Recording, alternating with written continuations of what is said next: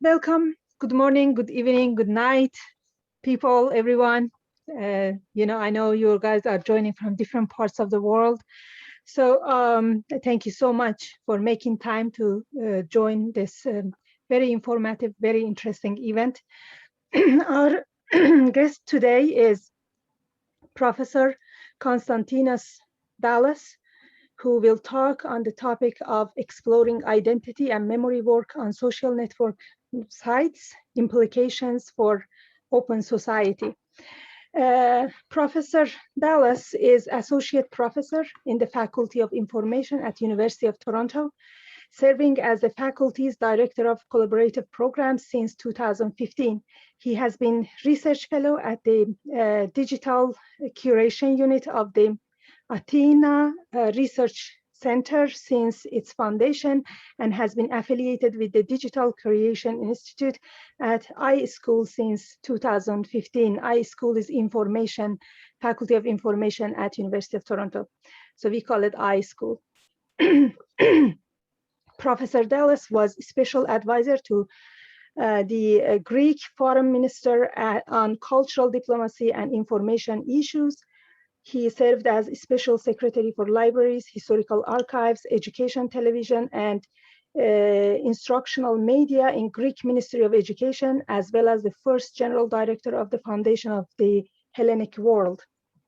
He holds a Master of Philosophy and Master of Philosophy, again in Master of Philosophy and PhD in Philosophy in Classic Archaeology from University of Oxford, and holds a bachelor degree in history from the University of Ioannina. I just checked it on internet to find the Greek pronunciation, because in Ottoman documents we call it Yania. So it's written as Yania. So I didn't want to pronounce it. I would say Yanina. Yanina, that's what I'd say. I wouldn't say Ioannina. I would say Yanina myself. Okay, then it's close. Yania is closer than the English pronunciation. Yeah. Actually, this city, I wrote a lot about it in my dissertation, because there was lots of detailed information. What was the relationship between the rulers and local people in this particular city? So Yania was one of the words or places that I used a lot. So it was so familiar. So thank you so much, Professor, for being here today with us. And I just unmute myself. Please go ahead and start your talk. Thanks. Thank you so much, Lale. I mean, my interest in the topic of today has been fueled by other studies that I made, but it's also been fueled more recently by the course on social digital memory, in which you were one of the very active participants. So I'm really thrilled to respond to this invitation by you, but also to talk to all the people that are here at the meeting today, because I come from Greece, and Greece is a country that finds itself in borders, in a crossroads as well. The very same thing as Turkey to some extent. I mean, you have the same kind of narrative or template that, we are a country of crossroads, and East plays as important a role in our identity as West in a way.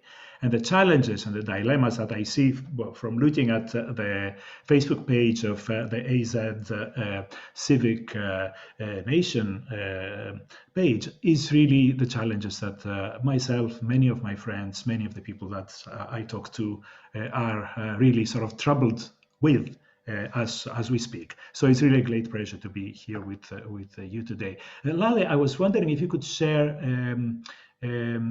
presenter with me so that I can show a presentation. I mean, I'm sorry, I will show a presentation sure. With all those slides, and I hope that you'll still be able to see my face, and so that we will maintain sure, this we will be. Yes. I think you are able to share screen. Samad, okay, I can now. Yes, indeed, okay, I can now. Perfect. Great, excellent. Right, slideshow. Let me just make sure that I can see this. Yep. Okay, so share. All right, so I think you should be able to see my screen now. Yes, we see your screen. Yeah, And in case you tweet or something, because this day is my Twitter handle here. I guess it's topical since I'm talking about social network sites today. I mean, it's not really a talk in a formal sense. I mean, what I wanted to share some stuff that really I've been reading and grappling with from the literature, and also talk a little about a project that I started with about 10 with 9 other people, colleagues, academics, senior academics, junior academics here at Vilnius University in Lithuania, which is relevant to the topic that I want to talk to you about today. So the whole idea starts with how we deal with memory, and the premise that we understand today with in the world that is connected with social media is that the terms by which we constructed collective memory was constructed in earlier times change a little.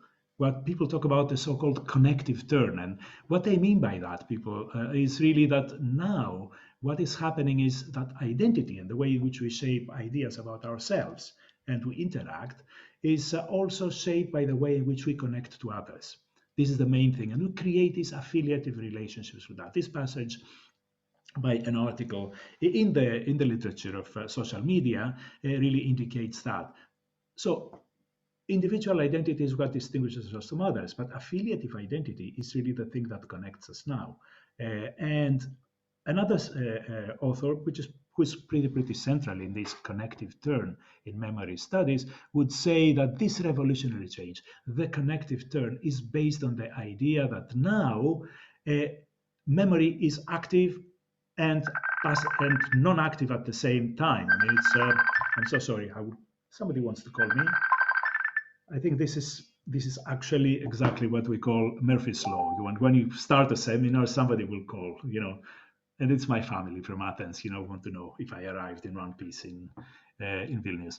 Anyway, so what I was saying is that memory is at the same time active and it's dormant at the same time. It's activated. It's almost like it's what a colleague of mine here in Vilnius, one of my team, has called a memory drive. There are memory drives like the stored templates and ideas in our minds, some schemas that we reuse from time to time, recollections of events that have been stereotyped from the past and that have acquired even the semblance of undisputed facts, while sometimes they're just the things that we are being taught in school that are stereotyped and that are really more part of how we project ourselves to the future rather than what happened actually in the past. And the key idea that we have here as well by Andrew Hoskins, who's this author that is pretty central in the connective turn, is the notion of the multitude. So we talk about communities, and you must have heard people talk about online communities in many cases, digital communities, virtual communities, etc. And there is this almost implicit assumption that these groups of people somehow have the same characteristics as a community like a professional community, or even more like a locus-based community, like a village, or like even a nation that has a specific kind of realm, a specific territory that it occupies, and that it develops as a stable entity, as a stable social unit. While in fact, what happens on social media is that we are all parts of multiple groups. These groups are not irrelevant. What I will try to show today in this presentation is that they're very relevant and crucial and very consequential for matters that have to do with the political organization of our societies, the well-being of our societies, the preservation of important human rights, the preservation of senses of social justice, etc. It's not irrelevant what happens online, but it's not the same kind of community. It's not this kind of stable group of people. People get in and get out. You are part of a Facebook group. You go there, you go somewhere else as well. And you don't have exactly the same role as everybody else in that group. So this is quite interesting. And the idea is that this memory of the multitude that Hoskins says here softens history, changes the parameters of who, what, when, and why we remember from the past. So connective memory, it's between individual and collective. It's not the same as collective. It's not the same as individual. It's like more affiliative in a sense. There is this new memory ecology that exists now beyond the archive, really, that or the archive itself. there's hyperconnectivity. We're always connected all the time. And sometimes there's the so-called collective intelligence, but I don't know if it's collective intelligence really, because it means really that sometimes we form ideas that somehow propel themselves to the status of facts just because many, many people say these ideas and replicate them, right?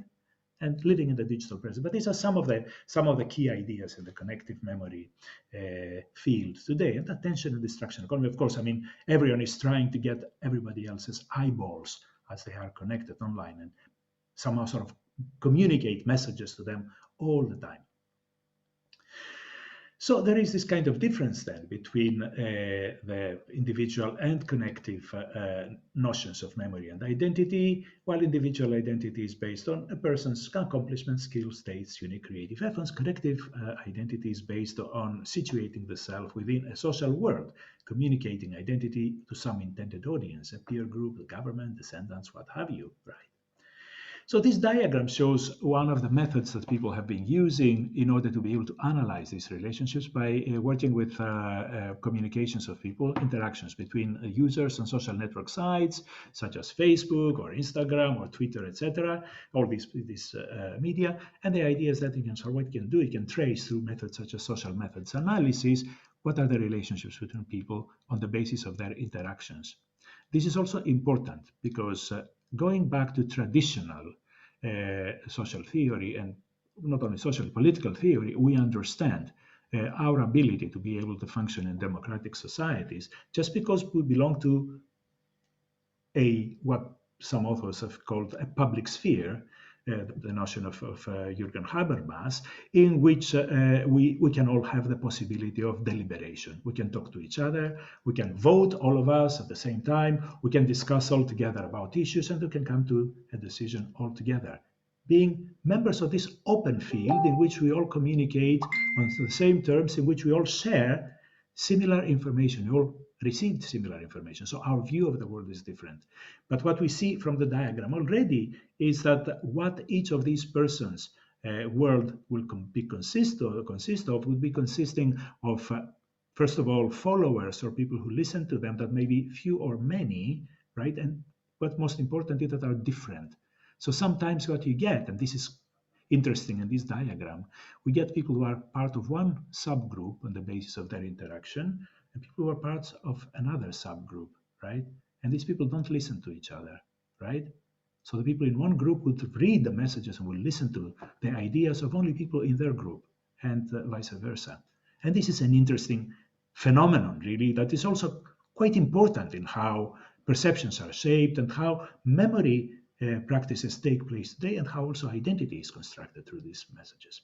So there's various factors or effects that come into this discussion. I'll just share very briefly some ideas about some of them because before talking about our project, the Connective Digital Memory in the Borderlands project here in Lithuania, things like factors and effects such as decolonialization, because we live in a world in which the idea of a kind of justice that is restorative in a way, that tries to undo the injustices of the past, is pretty central in our world today. And it is central not only in North America, where, it takes this, mostly the frame in which it appears is the frame of the injustices against indigenous people and Black people and people of color, but all around the world, because globalism and the global situation has brought about, this kind of visibility of injustices and the visibility of the violations and the interruptions in the lives of societies that have taken place historically. Intersectionality is the second term.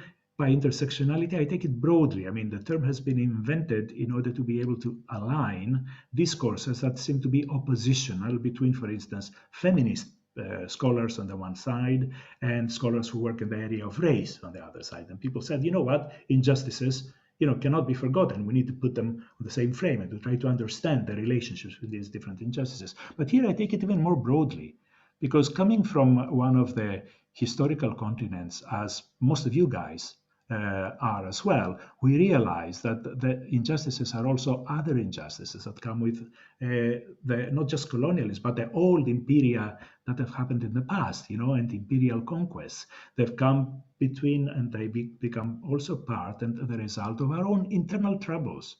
and the infights between nations, or the infights even within nations, the civic also strives that really sometimes tear apart society. So we realize that this notion of what we think about life, what we think about the rights of women, what we think about accepting or not accepting a certain kind of lifestyle or not, accepting certain ideas of privacy or not.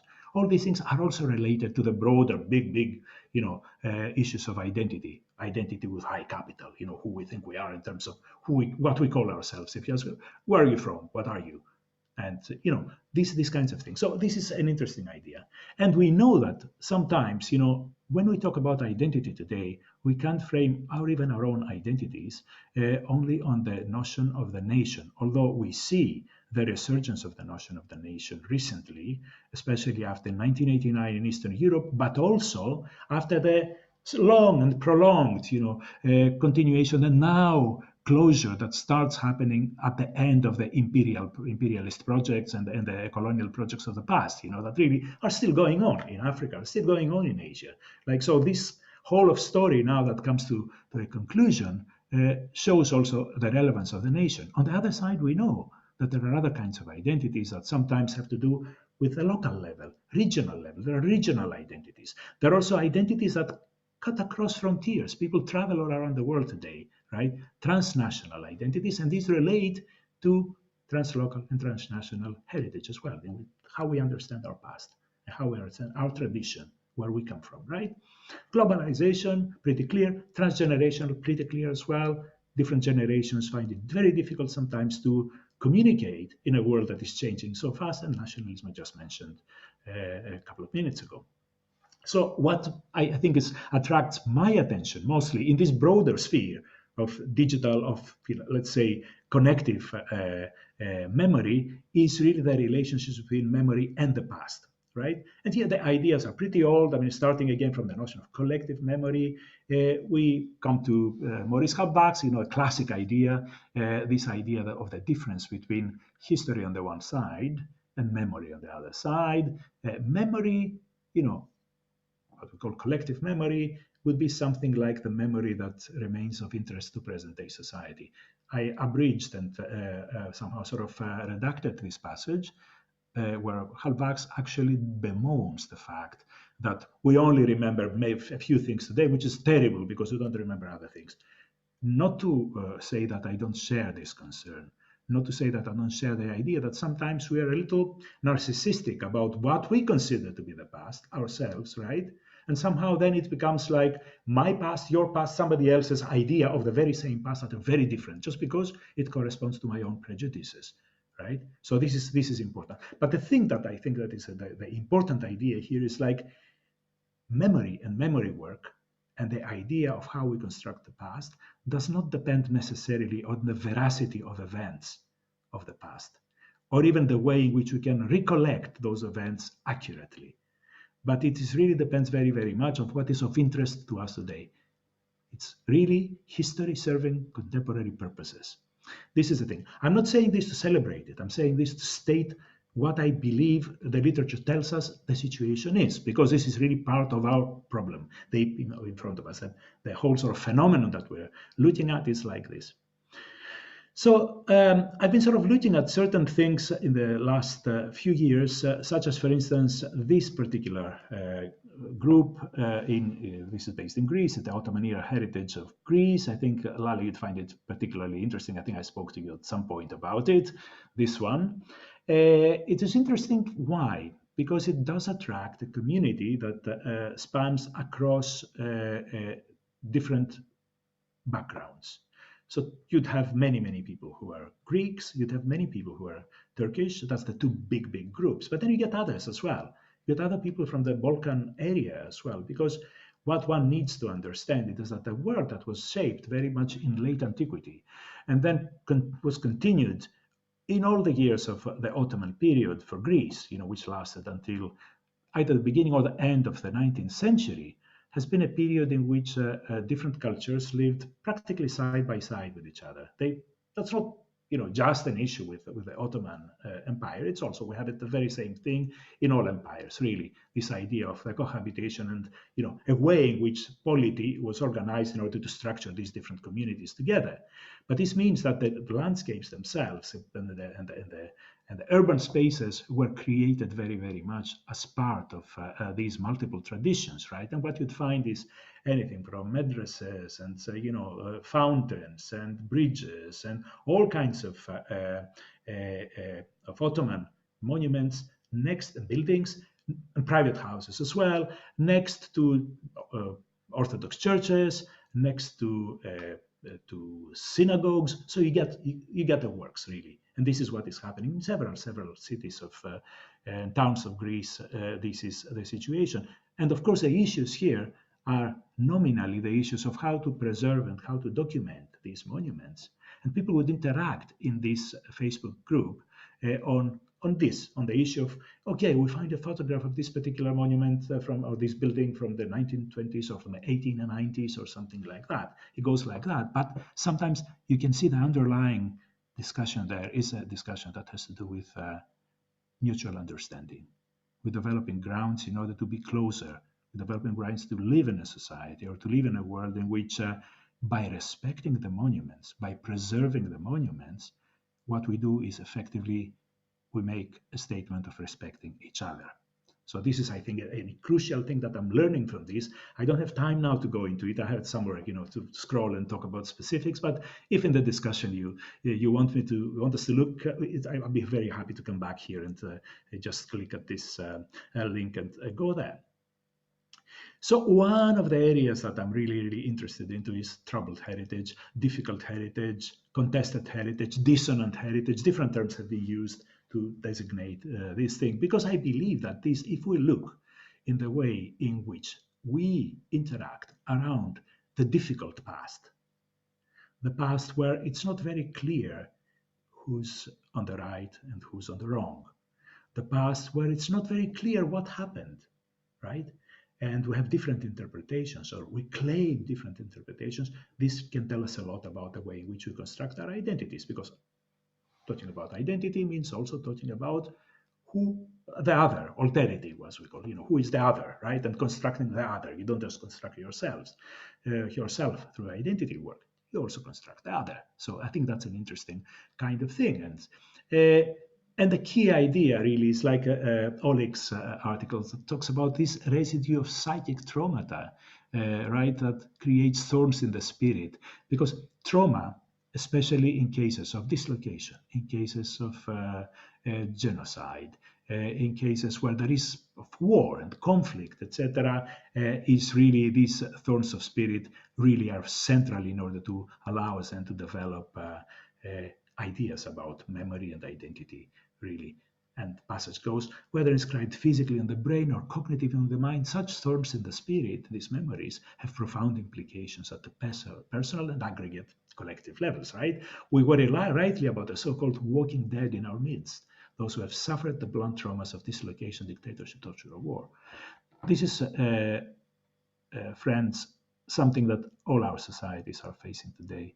How to remember without making these thorns in the spirit destructive forces.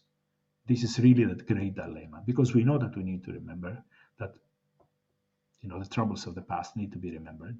They need to be remembered in order to learn from them. On the other hand, we don't want them to become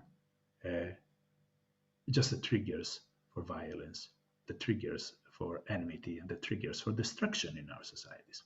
So this is an important thing.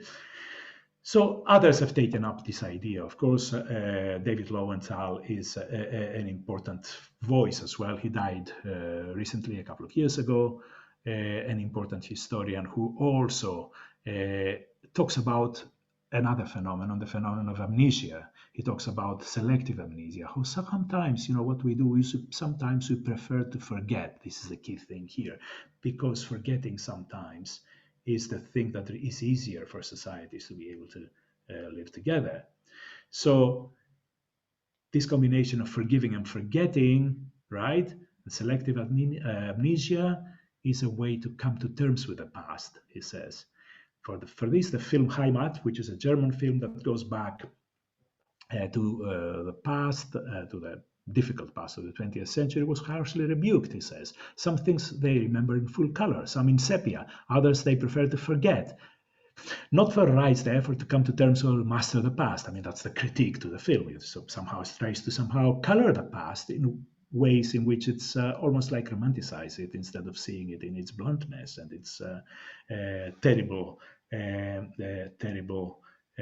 harshness. Coupled with war crimes are the Stalinist erasures that stunted Eastern European memory. Lowenthal adds, the forbidden past was never wholly occluded. Now we see hideous mass memories every day officially retrieved from oblivion.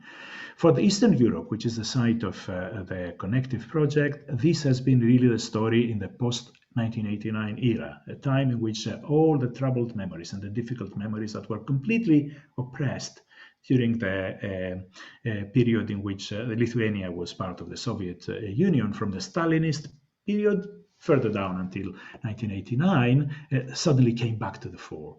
Archives were reopened, memories were created, and a regime of reconstruction of memory started evolving that did not remain stable from 1989 up to date. So the ideas of what happened and the idea of memory changed continuously up to today, effectively. So what do we do and how do we do like this? I mean, if we feel and if this is happening, and this is the background that we're facing is a background in which memory matters, in which our new ways in which we communicate creates new regimes in order to be able to negotiate, remember, efface, somehow mitigate these memories. How do we go about analyzing this, and what is the way in which we can do something useful with it? And here what I'm just going to share is a few slides on other studies that really show different ways in which we can do that. And critical discourse analysis is one way which has been used quite extensively, but different. There's the rhetorical analysis, there's narrative analysis. I'm just saying a term that really some people are using in order to encompass a wider range of strategies. And I'll start with something that some of you would be interested into, I'm sure, which is a study on the Iranian Facebook space on how on Iranian Facebook groups that can be quite, coherent and develop specific ideas, how do they deal with issues that have to do with appropriation and or with framing of what they call the Persian Gulf, right? Other people would call it the Arabian Gulf, right? But how do they do that?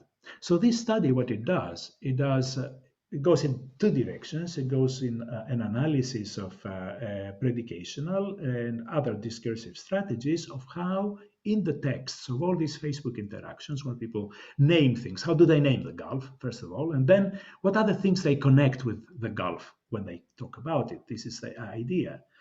And this is really the way, in many, many ways, that anti-Arab sentiment is organized within this specific space. You won't be very surprised to know that these spaces are characterized on Facebook, these groups are characterized by a phenomenon that scholars in social media studies have called group affirmation. But the more common terms that you might have heard about it, one term that has been used quite extensively, echo chambers, right? These are the terms that I use. So people would talk to other people who think alike, and they will not challenge each other's views. They will just somehow amplify each other's views on these issues, right? So what's interesting is then how they did the analysis. So they've got things in which, for instance, they looked at referential strategies, how they represent themselves. They talk about the Aryan generation, the Aryan soil, the Aryans of the land of Iran, the land of Aryan, the Persian race, the Aryans, the Persians. These are ways in which then they go back and talk about history, and then they talk about the great Persian Empire, Great Cyrus, the largest empire in history. These are all things that are fished from the conversations on these Facebook groups, right? So it's very, very much part of this material that these authors are summarizing here. Patriotism is a central theme, and this is represented by expressions such as the zealous country lovers, patriotic Iranians, the true soldiers of the land of Iran, our sacred Iran, the pure soil of the country, my beloved land, etc., etc. Mind you, I'm talking now about a study that talks about one particular country and what is happening there.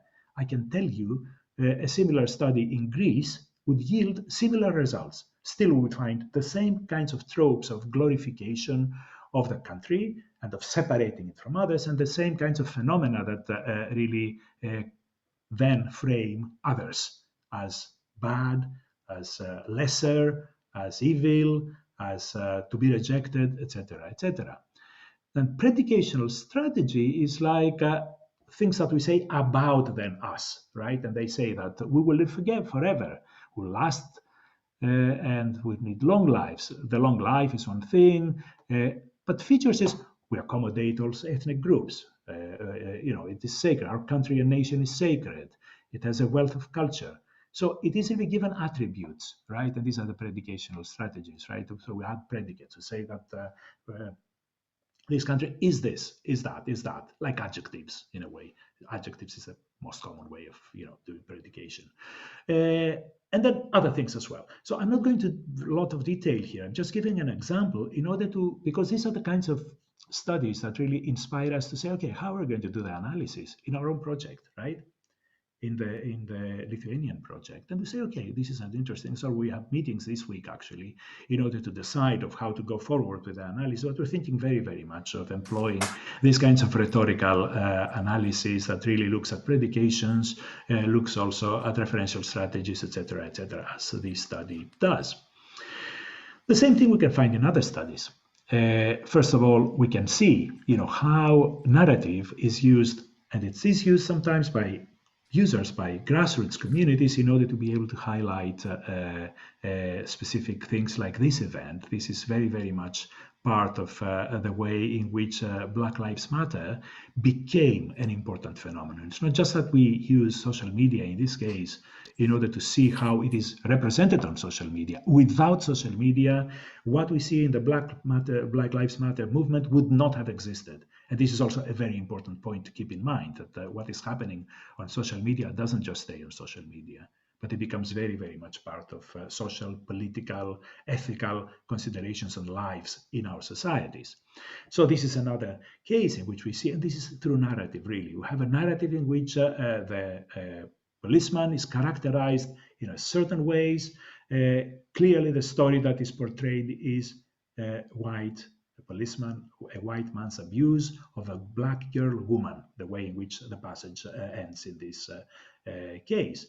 And we can do this study through other means as well. We can analyze hashtags and keywords, like in this case, for instance, these authors in this Making Black Lives Matter study, social media ethnography of cultural trauma, Erin Stevens, she analyzed hashtags, and we are going to be using hashtags in our study as well. We haven't yet started the data collection on Instagram, but we are collecting from 3 platforms in the Connective project. We started in the process of collecting all our data from Facebook, and then we've got Instagram, and we've got a third platform that we're using is Vkontakte. And I will explain, you will understand why when I talk a little more about Connective. So there's this notion of connective witnessing, really, that is also interesting to think, because sometimes, these conversations do not happen just out of the blue. We saw the case of the incident that really created this explosion of social and cultural anger and activity and activism around racial justice in the United States, but broader as well, in Canada as well, before. And in other cases, it is really events sometimes that trigger these conversations. One case in point is the attacks, ISIS attacks in 2015 and 2016 in Paris and Brussels, which caused a similar kind of explosion of activity and interest on social media. One of the things that I wanted to show from this study, and which is also, I think, apparent in the study on Black Lives Matter, is the way in which symbols, visual symbols, and images are used in order to communicate on social media. And this is quite an important characteristic. We see here, for instance, how different people would present themselves in the field. It's meaningful how this happens. It's meaningful when it happens like this because it has resemblances with a genre of photos that we recognize. It is photos of people who have been enslaved, to present themselves with a label in front of them holding a sign in which they say something. But it's also the sign of somebody in a picket line, somebody who's protesting and who has a text and protests about this text. But the image and then the text also has a third connotation, the connotation of people. For instance, if somebody is lost, you lost a person, you lost a son or a daughter, you don't know where they are, you would go out with like this, when you have the picture and then a text in order to find the person as well. So it's all these connotations that go in the genre of these photos. And in the Brussels Attacks Memorial, what we've got is also a lot and lots of imagery that has to do with objects and with things that really are there. And people would bring these objects and these things. And what do you expect with these objects that sometimes are very rich in emotional potential? Images are rich in emotional potential as well. You expect something that one of the leading authors in the field of social media studies, Zizi Papakarisi, called affective contagion. What happens is somebody looks at an image and sometimes they're bound to be mobilized by the emotional power of the image, right? If you look at the posts that are most shared, you could see the ones that have got symbols, they've got a clear, strong imagery are the ones that are in the most shared ones, like this symbol here, for instance, which combines the peace symbol with the Eiffel Tower symbol to symbolize the attack in Paris, for instance. So what is happening is that, in effect, when people participate in this kind of social media conversations, what they engage with is like a practice of remembering together. You reconstruct the past, but you don't reconstruct it on your own. You say something, and by partaking at something that somebody else said or shown with a photo sometimes, what you develop is a common communal ethos around memories, what Raymond Williams might call a structure of affect, a structure of feeling, right? So you create this structure of feeling is created through this collective activity. And hopefully the idea is that this would open the possibility of transformative critique of existing remembrance practices, as Roger Simon, a leading scholar, Toronto scholar on memory and heritage, has advanced in one of his earlier articles. And this is one idea. Such a critique, such a transformative critique that could start from this act of remembering together, would assess the way that practices limit possibilities are also gestured towards future different ways of bringing one another within a co-produced historical present. The key idea here is, of course, that the historical present, what we understand as our historical present, is co-produced by these connective memory practices as well. So there's quite a lot of material here, which I'll go through very briefly now by just pointing almost laconically to topics. So remembrance or being with, what does it mean to remember? And the people sometimes say that the template, the standard template for understanding genocide and post-conflict in the world today is the Holocaust. It has created the major practice and the major way of talking about past traumatic events, collective trauma of the magnitude of the Holocaust. Because we've got genocides that have existed and that are claimed all around the world today. As you know, in every country, we Greeks have a genocide that we would talk about, genocide of the Pontian Greeks by the Turks at some point.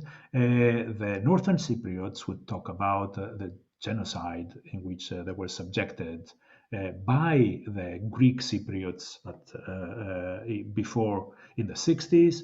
And the 1960s. So different groups would talk about genocide today, all of them.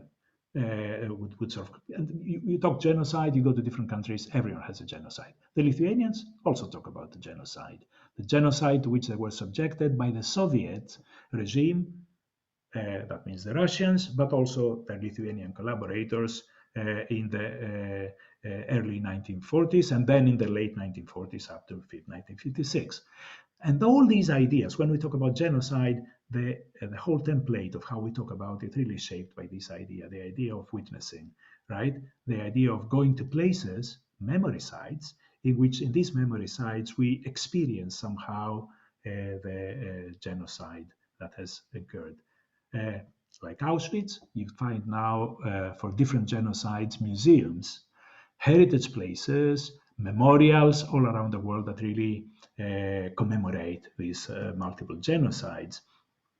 And feeling is very central in this. Makes me sick at the hatred these people endured, somebody says here in this one, right? Which is with a photograph of the railway track at Auschwitz-Birkenau. And another one says it's chilling, right? And then it says harrowing. So you see the words that are being used in these kinds of cases. Traumatic memory is actively consumed now, and it becomes even part of a phenomenon of dark tourism. And we see that social media are part now of this. The memorials and the memorial places are not just on site, they're not in the landscape. The various places of the various battlefields, the various places of mass executions. No, they're also online. And this is an interesting idea to keep in mind, and in a sense. So the idea for this is Gemma Kaman and Rebecca Potton in this article about Instagram and Auschwitz. And that's a topic I'm interested in just because one of my students is doing a PhD study on the Instagram memory of the memorial of the murdered Jews in Berlin, which is a constructed memorial in the center of Berlin that looks very much like a cemetery, actually, right? But it's a place in which you have Instagram photography, different kinds of photography, just looking at that. But so Auschwitz, this article is really interesting to me, and I have sort of found it through looking at that. And what do these authors say?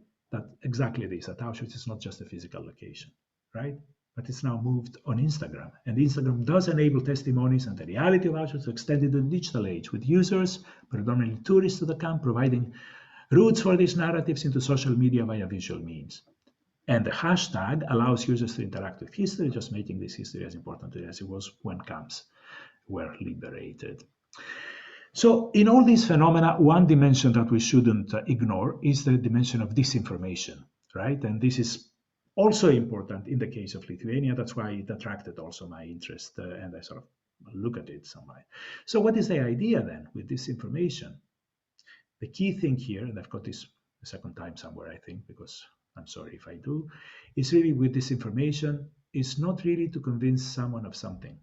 When centers like governments engage in disinformation, probably the most well-known examples today, because they attracted a lot of interest in the West, are the disinformation campaign of the Internet Research Agency in Russia, during the 2016 US presidential elections, but we know that all major nations engaged in disinformation activities of this kind, and they sort of kick off operations and interactions online now using algorithmic means or using large numbers of people who sort of run accounts under the same kind of directed plan, centralized plan. But the idea there, and this is an interesting thing to keep in mind, is not really that they're trying to convince you or convince somebody, but the whole idea of disinformation in many ways is to kill the possibility of debate and of reality-based politics. This is the interesting thing. What has been happening recently with disinformation campaigns is really an erosion of trust in information, an erosion of trust in carriers of that information, in agents of that information, like, for instance, audiovisual media, newspapers. People trust less just because of these disinformation campaigns. And, this is part of this study here, disinformation operations in US-related social media interactions. The study is called Acting the Past, Examining Information Operations in the Black Lives Matter Discourse. This is an interesting study because it shows that the Russian Internet Research Agency created a number of accounts not only to somehow undermine Black Lives Matter, but also to support Black Lives Matter. So there were a group of accounts that were supporting Black Lives Matter, and a group of accounts that coined the hashtag Blue Lives Matter. Blue is the color of the policeman in the United States, and were like against what they saw as insurgents, black insurgents, right, in the United States. So this is the passage. If I was right, I moved it here. And what you see there is like these accounts are accounts that are all fake accounts. It was found here that say things that black is beautiful, our responsibility to promote positive things. They were very believable, right? And the others like proud father, conservative Christian patriots, gun rights, etc., etc. What you'd expect, right, for these clusters. And here again, the important thing is how imagery is used in order to really make these accounts believable and make them followed, right? These are not real accounts. These people do not exist, right? They're just, photographs that people have used in order to create these fake accounts. And imagery is super, super important how they communicate. For instance, this is content in the right-leaning cluster that they put in order to somehow sort of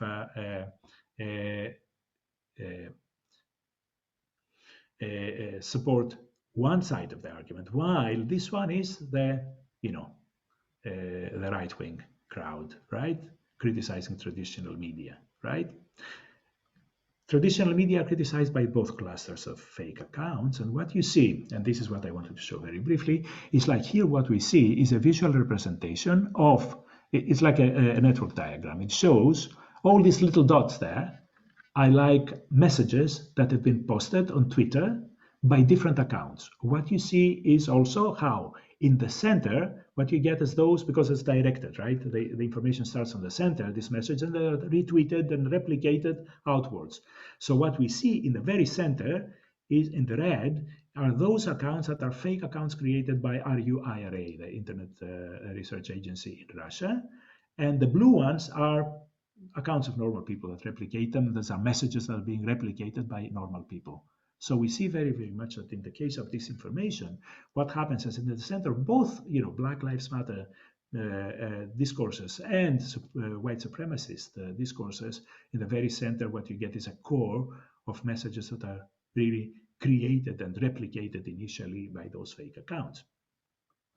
So coming now to our project, and I think I will probably take 10 to 15 minutes more. Is that okay, Lale? Sure, it is okay. Yes.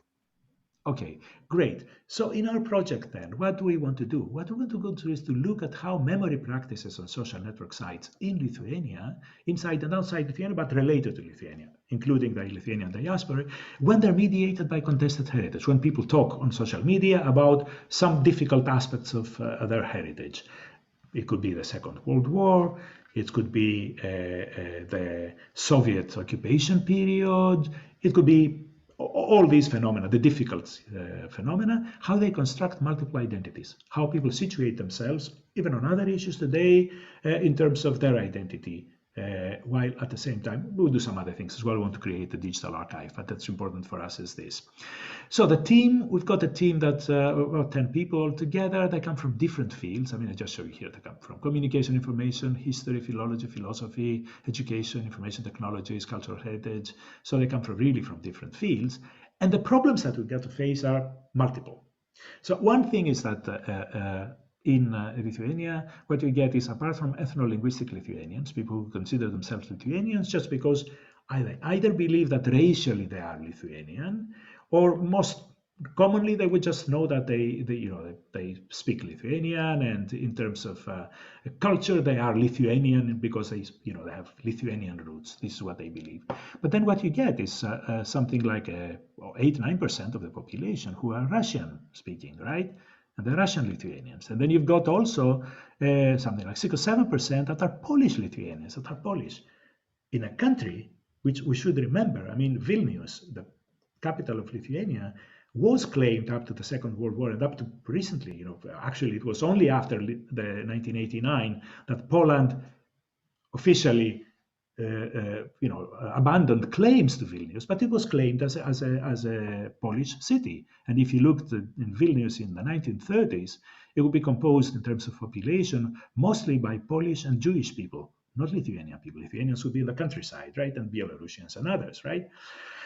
German and Prussian. If you go towards the what we call the Curonian Spit, the coast, the Baltic coast, in that area, you got people of German origin. They speak German. They would associate with German origins and German culture. And also very, very few Jewish people, because as some of you may know, in Lithuania, like to some extent in Poland as well, what you had is a Holocaust that was perpetrated also by the initiative of local people and not just the Germans, right? And it was like pretty much total, the way in which the communities of the Jewish community was obliterated in Lithuania. So you get all these different people and different voices, right? Today, and how do they express themselves? What do they do? That's one challenge, right? We know that the phenomenon that we're facing is not just a Lithuanian one. I mean, for instance, in the Ukraine as well, we've got a similar kind of situation in which Polish Facebook users would also read would look at Soviet history in order to commemorate and comprehend the Smolensk plane crash. That was an important, the plane of the then president fell while on an official visit to Russia, and the story is how it came about. I mean, but then again, what has happened is also that you get people and populations in these memory-related groups, the Russians, the Ukrainians, the Polish, who would listen a little to each other, but mostly what they would do, they would create their own narratives around what has happened. What Ellen Rotten and others in this field, as co-authors of this co-editors of this book, would call memory wars, Eastern European memory wars. So we got these memory wars in Lithuania as well, and it's no accident. In one of our team, Tomasz Bozerodzki, who's a Polish-Lithuanian, has been studying, for instance, the memory of the Armia Krajowa in Lithuania. How people today not on social media, how people today remember the Armia Krajowa. Armia Krajowa was the Polish anti-Nazi organization during the Second World War, right? But what has happened, of course, I mean, in Lithuania, through the national narrative of a Lithuanian state today that is independent, etc., Armia Krajowa is not looked at positively. One reason that it's not looked at positively is that during these troubled periods, what you had is multiple organizations, like guerrilla organizations, partisan organizations, would really commit atrocities against the villages that wouldn't collaborate with them, that would come from a different tradition. So there are several places in Lithuania in which the Armia Krajowa has been sort of witnessed to go and burn out and kill the people in a Lithuanian village, and the other way around, of course. Lithuanians would go and burn the Polish villages as well. So what Tomasz has been saying is that communicative action enables dialogic memory where different collective memories coexist in one institutional public memory. So what happens is through communication, there is some kind of dialogic memory, and this happens. He witnessed it in a face-to-face situation. He did extensive, in-depth interviews. This is how he worked. He didn't work on social media, but what he said there is applicable very much on social media. And this is why we recruited Tomasz to be part of our team today. So the thing is that how they become coherent. They become coherent by communicating the same values, such as democracy, patriotism, tolerance. This dialogic narrative of public memory is the opposite of nationalist narrative, predominated by the interpretation of the past of one nation based on political decisions. Indirectly, what he says is that we have this contradiction here, because between official memories and official narratives, right, and a dialogic memory that would be more open and would be based on the notion of just values. So this relationship between memory, identity, and values is an important one, and this is one idea also that it's important for us as we try to understand, what is happening in those interactions. He finishes by saying, dialogic memory would enable the development of social capital, new social relations, and uniform civic society. Right? So this is one idea there. In another study, another of the team members of the project, Ingrida Kelpsene, talks about she analyzed participation in Lithuanian Facebook communities in general. And one group of communities she identified as what she called commemorative communities. For instance, what we see here, we see one of those commemorative communities, a community of Lithuanian partisans, right? And what is happening in this one? What we have is interesting things, two interesting things that I want to point to. The first of all is this photograph of Adolfas Ramanauskas. Ramanauskas is celebrated as one of the important partisans, anti-Soviet partisans in the beginning of the Second World War, and then later at the end of the Second World War. So somebody who died actually by fighting as a partisan against the Soviet Lithuanians at the time and the Soviets, right? So that's one case. And the other case that what I wanted to say is that there are those people who believe that not all partisans, anti-Soviet partisans, were saints. For instance, what people question sometimes is the relationship of some of these partisans at some point in time with the Nazis. Others would say that for specific people that they were involved or at least tolerated and just were onlookers in the Holocaust, in acts of violence and in the Holocaust. So I say so in order to indicate that there is an official narrative that idolizes people, but looking at one dimension of their lives while effacing others. The second thing that I wanted to point to is this NATO dramatized documentary, which somehow celebrates those freedom fighters against the Soviet regime. It just points to the fact that campaigns of directed information from the top are not really only limited to Russia today or to those that people in the West do not feel are their own, but it's all over the place, right? This again, and the second thing that I wanted to say, that this campaign, like all disinformation campaigns in general, also depends a lot on sentiment. So the idea that you do a dramatized documentary is really important. You don't just do a history thing, you do something with sound, you do something in which you portray characters, and this is the way in order to generate sympathy, for one thing. So this is one of the things that Ingrida has been studying, and what she found in this group of communities is that while there are many people who would share their own memories, like sons and daughters of people who've been victimized by the Soviet regime and who've been sent to the gulags and who suffered during that regime, or also relatives and sometimes even the very same survivors who were involved in this partisan war against the Soviet Union between 1948 and 1951, I think. There is also a lot of reliance on authorized heritage discourse. Many of the sources and the posts are posts that are taken and replicated, shared in this Facebook group from the official museum and heritage center that its purpose is really to preserve the memory and also replicate, communicate the memory of the Soviet occupation. It is the Occupation and Genocide Center of Lithuania, which is official.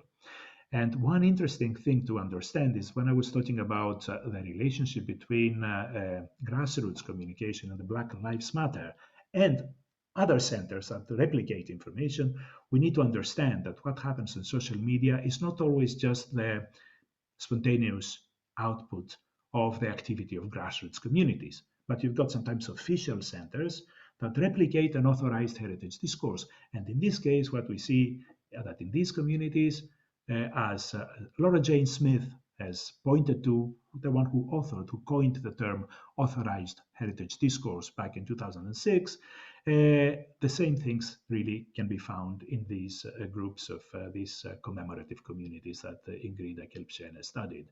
Or authorized heritage discourse, Laura Jane Smith was saying, privileges monumentality and grand scale. You get a lot of the grand scale in this. Innate significance of what they show, tied to time depth, it's all its original. expert judgment, social consensus, and nation building. And this is quite clear if you look at this. This is again from Ingrida's dissertation, when she just shows a dialogue in one of those, a conversation in one of those Facebook groups. Honor to a Lithuanian hero, somebody says, with an emote icon, which is a Lithuanian flag. Some users like, many users. Then, everlasting glory, block capitals, to the son of Lithuania, right? You remember what I was showing before about Iran, right? And the way in which the Iranian nation is portrayed. Very similar things that you see here, right? Everlasting honor, they shed blood forever for freedom, right? All this narrative is there as well. So the third thing that I wanted to point to, which is interesting, I think, in our context and possibly interests you as well, and the notion of civicness versus the notion of faith, is really how, and this is really a passage from Ingrida's dissertation. She says, the Lithuanian partisan group is reminiscent of a church, echoing prayers and glorifying voices dedicated to eternalizing the memory of Lithuanian partisans, almost in a sacred sense. The commemorative discourse displaying partisans as heroes, with the participation of professional historians, active citizens, descendants, became a dominant and well-established narrative showcasing the national commemorative unity on the topic in this Facebook group. Okay, so that's an interesting idea to keep there. So the third thing, the idea that I want to share from this is like from something that I wrote a few years back. I wrote a chapter in a book in which I was looking in that book at Facebook interactions on Greek history. That was Greek ones. And in this case, what we've got is a legendary scene. It's part of a painting that is celebrated as almost like a proof, as if it's a photo. I mean, this is the role that it plays now, of a declaration of the Greek War of Independence on the 25th of March, 1821. Surprise, surprise, 25th of March, it is the date of the Annunciation of Virgin Mary, right? So somehow it so happened that the Greek Revolution against the War of Independence was somehow happened, that the war was declared, the war of liberation of Greece from the Ottoman Empire, was really quite by accident on the very same day of the Annunciation of Virgin Mary. And what you get here is an interesting dialogue between people, because somebody says it's not one in a million chance that this would have happened. People react because the museum calls it legendary. It says, why do you call it legendary? It's true, it happened, somebody says, right? Somebody says, come on now, not on a million chance. And that is kind of dialogue between them, right? So that's interesting because it introduces some level of rational discussion about something which clearly for some of the people is very emotively charged, right? And the key thing is like how objects such as this one, this painting, acquires almost the significance of a true testimony, as if it was a photograph, really, and somebody was photographed there in this case, which brings about a different idea, an idea that an anthropologist of social studies of science, Lucy Suchman, has developed this idea about affiliative powers of objects. Objects have the capability of creating significance for the relations that they materialize. And what kinds of relations? There might be different kinds of relations. There could be relations between objects and the powers of the objects themselves, but also they can create, in the language of another scholar, affiliative communities. These affiliative objects do not just create meaning that is shared, but they also create communities, and they create identities in some other author. So this one is an example of this. Another testimony, it's a photograph of the beginning of the 20th century. It is really a refugee camp after the exchange of populations, in which many people were unrooted. Turkish people were unrooted from Crete. Turkish people also were unrooted from most of the northern Greece. Many of the plains of northern Greece, even cities as well. Kemal Atatürk was, as you probably know, born in Thessaloniki. But many others were unrooted the same. And the very same thing happened with the Greeks of Asia Minor, especially the coast of Asia Minor, sometimes also of northern Anatolia as well. And what happened is the exchange of population, they lived into each other's houses, effectively, sort of occupied each other's. It was this kind of exchanges at that time. And this is a photo. The interesting thing, I'm not just showing it for this, however, I'm showing it to you because of the conversation that shows this refugee camp in front of the Thesion in Athens, the Temple of Hephaestus, with tents. And these are tents of refugees who came from Asia Minor. at the time. And what happens is they start really, it's like a play of words, because thisia is a sacrifice in Greek. And in Greece, like Greeks are not the only country, but it's one of the countries which, like Lithuanians, have this myth of martyrdom, right? That we are martyrs. Somehow our nation has martyred in the past, right? So this word of sacrifice, of martyrdom, right, in front of thisia, right? The words sound alike. The unrooting, but then a second community member says, history repeats itself. And when is that? 2016. It is the time of the great refugee crisis, in which all the refugees come, and you could see them in the cities and the towns, in Mytilene and other places in Greece, right? And then there's a fight, because some people don't like this. They don't like the analogy. They don't like the idea that, because what this particular person says, we are the same. We're all human, right? To be a refugee is being a refugee, right? It doesn't matter if you're Greek, if you're Afghani, if you're Syrian, if you're Muslim, if you're Christian, it doesn't matter. We've been unrooted, and history repeats itself, and this is the idea. But some others, no, it's not the same. So there's this kind of thing. I don't have it here, but there's this kind of very, very hostile dialogue that takes place in which the two sides express themselves. So what we have here is like lots of things that are happening in these Facebook conversations, many, many different things. I mean, I will leave this presentation with you. What I wanted to really just enumerate now is the objects mean something. All these objects that people bring into play, the photographs, the memories, etc., play a part. That the whole thing happens through liking, sharing, commenting, etc., etc. We create an image of ourselves. We say who we are by what we say. And the identities that we share are multiple, because they come from our own personal life histories, provenance, professional, political, psychosocial characteristics. The focus is diverse, right? It can be on tangible heritage, could be a community memory, on difficult events of the past, on current affairs, etc., etc. And there's a lot of engagement. Sometimes people would interfere with a gatekeep, etc., etc. And the whole thing matters, because it can soothe, it can hurt, it can create regimes for forgiving, for remembering, for forgetting, all these different things. And we're just engaging now in a systematic literature review on this. So we're pretty early in the project, actually, because we're collecting the material. I don't have much to share. So we're doing a selection of all the articles. We've got about 80 articles from the literature that refer to difficult heritage, contested heritage, the difficult past, etc., etc., and its relationship with social network sites. And we're just in the process of collating this. We hope that we'll publish this sometime. So we've got many, many different topics that come out. This is just a word cloud that gives you a sense of the topics that we're finding, just to start this conversation. So what is the central question that I would like to bring to our attention today for the seminar, really, and for our discussion, really?